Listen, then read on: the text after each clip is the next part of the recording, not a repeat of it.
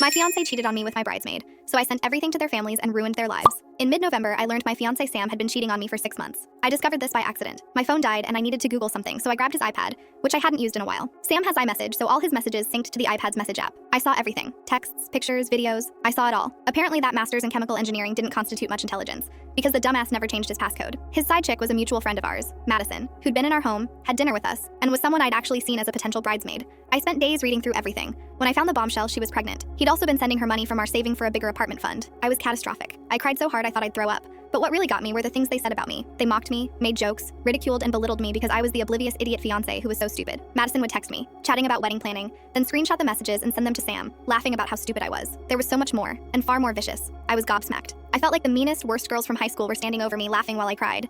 But I was more confused than anything. Who the hell was this person pretending to be my Sam? Now I realize I'd only seen one side of him for 3 years. Madison had actively been pushing Sam to dump me, and suggested the day after Christmas, after we'd returned home from seeing his family. When I read that particular message, something inside me snapped. I've been snickered at my whole life for being the poor kid in a wealthy school, for being a fat kid and teenager, for being an ugly duckling, for always having older out-of-date things, for being quiet, for being an unphotogenic teenager. School kids are their own category of vicious. But growing up with all that gives you a core of steel, and anyone who tries to punch it will break their hand. I was not going to be humiliated. Not again, and not like this. So I thought ahead. Sam had been out of town when I discovered the messages, so I have a few days to pull myself together. I don't know what to do. Major update. For the last month and a half, I pretended everything was fine, at which I'm alarmingly good. Soon my feelings toward him hardened until my initial devastation was gone and replaced by nothing. I'd wait until I was alone to read through his iPad, always putting it back in the same position in his bottom drawer. He never suspected anything, and still never changed his passcode. I collected the most telling evidence, the most explicit messages, the most vicious ones towards me, the ones mentioning the money, the ultrasound photos. I sent them all to myself, then covered my tracks. Christmas comes. We arrived at his parents' house on Christmas morning with plans to spend the night. I spent the day watching that cheating, mocking, money-laundering scumbag have a lovely Christmas.